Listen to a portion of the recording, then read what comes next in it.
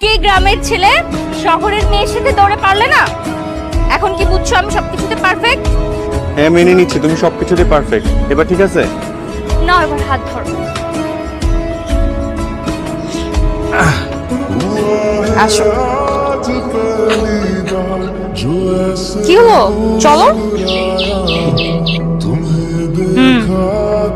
এভাবে তাকিয়ে আছো কেন? কেন? তোমার দিকে তাকিয়ে থাকা নিষেধ নাকি? না, তাকাইতেই পারো, কিন্তু বেশি তাকিয়ে থাকলে আমার মায়ের পড়ে যেতে পারে। আসো।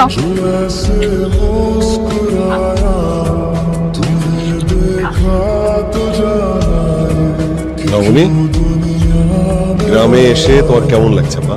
অনেক ভালো লাগছে মামা।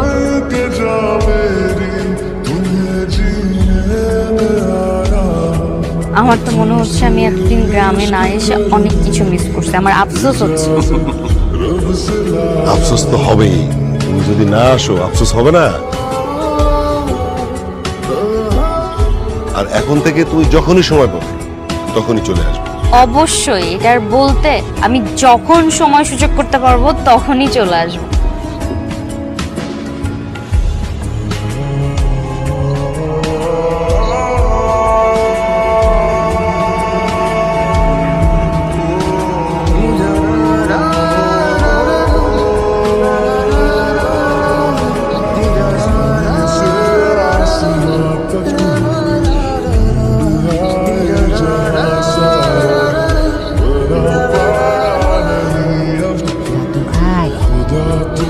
শুধু তাকিয়ে তাকিয়ে দেখলেই হবে?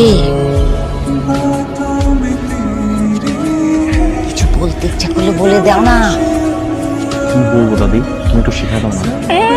ন্যাকা, কি বলবো দাদি?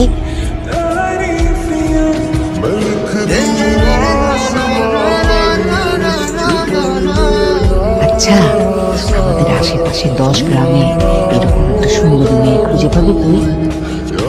মনে হয় না পাবো। আচ্ছা, আমরা যদি নবনীকে তোর বউ করে আমাদের কাছে রেখে দিই তাহলে কেমন হয় বলতো? কি সব যে বলুন দাদি। লজ্জায় একেবারে লাল হয়ে গেছে। এত লজ্জা না পেয়ে মনের কথাটা ওকে বলে দে না।